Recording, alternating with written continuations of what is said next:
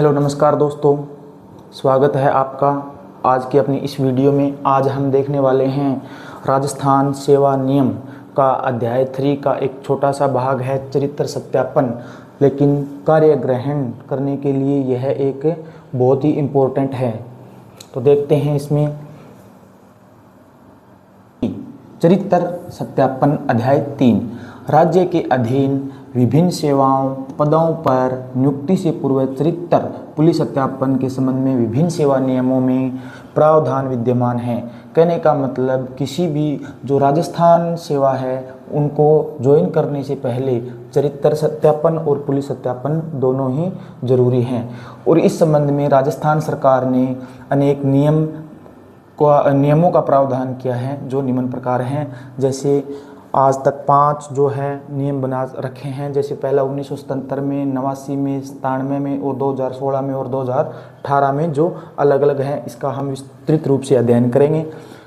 इसके अलावा पुलिस व गृह विभाग ने भी चरित्र सत्यापन करने वाले पुलिस अधिकारियों के मार्गदर्शनार्थ कुछ परिपत्र जारी किए हैं। शासन के सभी स्तरों पर एक रूपता न होने के कारण प्रकरण माननीय सर्वोच्च न्यायालय में पहुंचने पर माननीय न्यायालय द्वारा दिल्ली प्रशासन बनाम सुशील कुमार 1996 11 CC 605 में यह सिद्धांत प्रतिपादित किया कि सेवा में नियुक्ति प्रदान करते समय अभ्यर्थी का चरित्र एवं पूर्व आचरण महत्वपूर्ण है। कहने का मतलब ये राज्य सरकार ने यह नियम बना दिया है कि जो सरकारी सेवा है उसको कार्य ग्रहण करने से पहले चरित्र एवं पूर्व आचरण जो है अत्यंत महत्वपूर्ण है। आपराधिक प्रकरण में दोष सिद्धि अथवा दोष मुक्ति यानी वास्तविक परिणाम इतना सुसंगत नहीं है जितना कि अभ्यर्थी का आचरण व चरित्र है। इस संबंध में हम आगे पूरी डिटेल से देखने वाले हैं। सेवा नियमों में अपेक्षा यह है कि किसी अभ्यर्थी को नियुक्ति दिए जाने या न दिए जाने के संबंध में नियुक्तिकर्ता प्राधिकारी को प्रत्येक प्रकरण के तथ्यों, परिस्थितियों एवं जिस पद पर नियुक्ति दी जानी है उस पद के कार्य की प्रकृति एवं गरिमा के अनुसार गुणावगुण का निर्णय लेना चाहिए। पूर्व आचरण के आधार पर किसी भी अभ्यर्थी को नियुक्ति के योग्य या अयोग्य पाने का निर्णय करते समय नियुक्तिकर्ता प्राधिकारी को प्रत्येक प्रकरण में अपराध की परिस्थितियों को भी ध्यान में रखकर अभ्यर्थियों के आचरण का आकलन करना चाहिए। किसी अभ्यर्थी को नियुक्ति दिए जाने या नहीं दिए जाने का निर्णय अंतिम रूप से नियुक्तिकर्ता प्राधिकारी को है। कहने का मतलब ये है कि किसी अभ्यर्थी को नियुक्ति दिए जाने और नहीं दिए जाने का संपूर्ण जो अंतिम निर्णय है वो कौन लेगा? नियुक्तिकर्ता प्राधिकारी। और यह माना जा सकता है कि किसी अभ्यर्थी नियुक्ति हेतु पात्र नहीं है, जबकि अन्य कुछ ऐसे प्रकरण होते हैं जिनमें नियुक्ति से वंचित किया जाना उचित न्यायपूर्ण नहीं माना जा सकता है। अतः राज्य सरकार ने परिपत्र क्रमांक F1 कार्मिक कै 2 2016 दिनांक 15 जुलाई 2016 का अतिक्रमण करते हुए निम्न परिपत्र क्रमांक इतना दिसंबर 2019 जारी किया, जिसके द्वारा नियुक्ति अधिकारी के सामान्य मार्गदर्शनार्थ के रूप में ऐसी प्रकृति प्रकरणों में निम्न बिंदु निर्धारित किया। चरित्र सत्यापन के संबंध में विभिन्न सेवा नियमों में प्रावधान इस प्रकार हैं।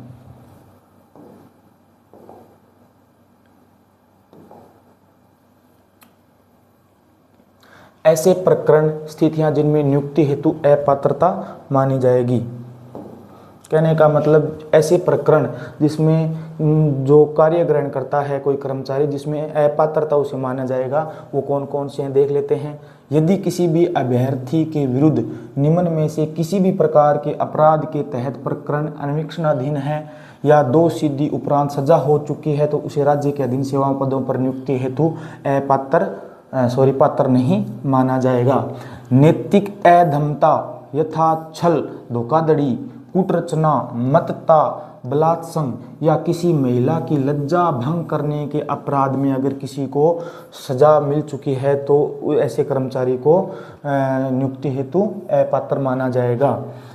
स्वापक और औषधि और मन प्रभावी पदार्थ अवैध व्यापार निवारण अधिनियम 1988 अधिनियम संख्या 26 उनमें यथा परिभाषित अवैध व्यापार अंतर्लिप्तता हो। कहने का मतलब स्वापक औषधि या फिर नशीले पदार्थों का अगर कोई व्यक्ति अगर इसका व्यापार करते पाया जाता है, इस संबंध में अगर उसको दोषारोपण है तो उसको कार्यग्रहण हेतु अपात्र माना जाएगा। अनैतिक व्यापार निवारण अधिनियम 1956 वर्ष अधिनियम संख्या 104 में यथा परिभाषित अनैतिक दुव्यापार अंतर्विलितता, यानी अगर कोई दूसरा व्यापार, अगर उन धारा अधिनियम 1956 के तहत अगर कोई व्यक्ति दूसरा व्यापार करता हुआ मिला जाता है या फिर ऐसी दोष सिद्धि हो जाती है तो उसमें नियुक्ति हेतु अपात्रता मानी जाएगी। नियोजित हिंसा या राज्य के विरुद्ध ऐसे किसी अपराध में अंतर्विलितता हो जो भारतीय दंड संहिता के अध्याय 6 में वर्णित है।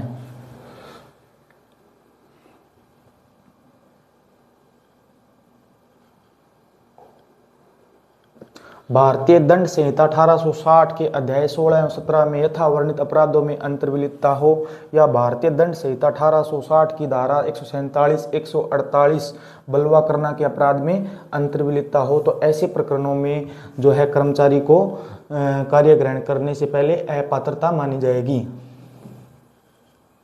भारतीय दंड संहिता 1860 की धारा 498 स्त्रियों के प्रति आपराधिक दुर्व्यवहार दहेज के मामले में भी उनको अयोग्य माना जाएगा। अनुसूचित जाति एवं अनुसूचित जनजाति यानी SC ST अत्याचार निरोधक अधिनियम 1989 के तहत अपराध में भी अंतर्विलितता हो अगर तो उसको अयोग्य माना जाएगा। लैंगिक अपराधों से बालकों का संरक्षण अधिनियम पोक्सो एक्ट के तहत, पोक्सो एक्ट क्या होता है, 18 वर्ष से कम बालिकाओं के साथ छेड़छाड़, यौन संबंध आदि के मामलों में भी उसको अपात्र माना जाएगा। यहाँ राज्य सरकार ने यह स्पष्ट किया कि उपरोक्त प्रकार के अपराधों से संबंधित कोई भी सूचना जानबूझकर छिपाने वाले अभ्यर्थियों को भी नियुक्ति हेतु अपात्र माना जाएगा। अगर ऐसा किसी पर दोष लगा हुआ है या उसको सजा हुई है और जानबूझकर ऐसी जानकारी अगर छिपाता है और बाद में पता चलता है तो ऐसे कर्मचारी अगर ज्वाइन कर लिया फिर भी उसको क्या माना जाएगा, अपात्र माना जाएगा। ऐसे प्रकरण जिसमें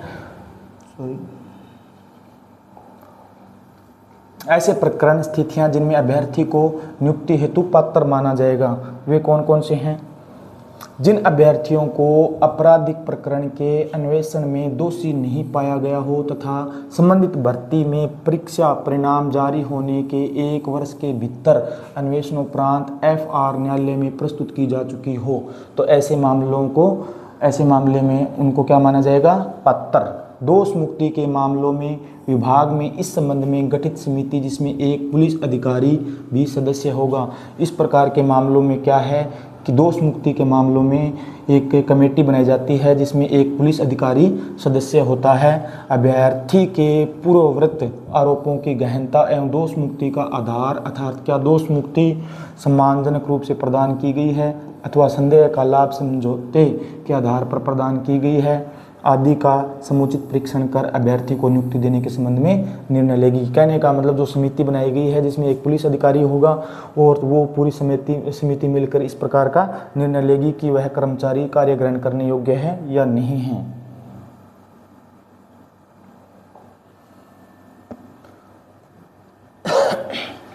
अभ्यर्थियों के ऐसे प्रकरण जिनमें न्यायालय द्वारा परिवीक्षा अधिनियम की धारा 12 का लाभ दिया जाकर परिवीक्षा पर छोड़ा गया हो, दोष सिद्धि किसी निर्हरता से ग्रस्त नहीं, राजकीय सेवा भावी जीवन पर किसी प्रकार का विपरीत प्रभाव नहीं है। कहने का मतलब अगर किसी राजकीय सेवा में या भावी जीवन पर उसका कोई विपरीत प्रभाव नहीं पड़ता है तो वो कार्य ग्रहण के योग्य माना जाएगा। अभ्यर्थियों के ऐसे प्रकरण जिनमें दोषी करार दिया जाकर किशोर न्यायालय यानी किशोर न्याय बालकों की देखरेख एवं संरक्षण अधिनियम 2015 की धारा 24(1) का लाभ प्रदान किया गया हो तो उसे भी पात्र माना जाएगा। इस प्रकार राज्य सरकार समस्त नियुक्तिकर्ता प्राधिकारियों यथा समस्त प्रमुख शासन सचिव, विशिष्ट शासन सचिव, शासन उप सचिव, विभागाध्यक्ष, संभागीय आयुक्त, जिला कलेक्टर आदि से यह अपेक्षा करती है कि वे अभ्यर्थियों के चरित्र पुलिस सत्यापन के संबंध में नियुक्ति के समय संबंधित सेवा नियमों के प्रावधानों एवं उपरोक्त दिशा निर्देशों के प्रावधानों को ध्यान में रखकर समुचित निर्णय लेंगे। गृह विभाग की अधीन सेवाओं व पदों में पूर्व पुलिस सत्यापन की शर्त लागू होगी तथा प्रकृति के प्रकरणों को न तो अनावश्यक रूप से लंबित करेंगे और न ही कार्मिक विभाग को संदर्भित करेंगे। कहने का मतलब ये है कि राज्य सरकार जो समस्त नियुक्तिकर्ता प्राधिकारों हैं, जैसे समस्त प्रमुख शासन सचिव, विशिष्ट शासन सचिव, शासन उप सचिव, विभागाध्यक्ष, संभागीय आयुक्त, जिला कलेक्टर आदि जो है अपेक्षा, उनसे जो राजस्थान सरकार है वो अपेक्षा करती है कि अभ्यर्थियों के चरित्र सत्यापन के संबंध में नियुक्ति के समय संबंधित सेवा नियमों के प्रावधानों और उपरोक्त दिशा निर्देशों के प्रावधानों को ध्यान में रखकर समुचित ये निर्णय लेंगे। कहने का मतलब इनको क्या है, निर्णय लेने का अधिकार है। तो आज की वीडियो में हमने ये देखा कि चरित्र सत्यापन के संबंध में राजस्थान सरकार के क्या नियम हैं। अगर आपको वीडियो पसंद आई हो तो चैनल को सब्सक्राइब कर दें ताकि आपको समय पर नोटिफिकेशन मिलता रहे और आप जानकारी प्राप्त करते रहें। धन्यवाद।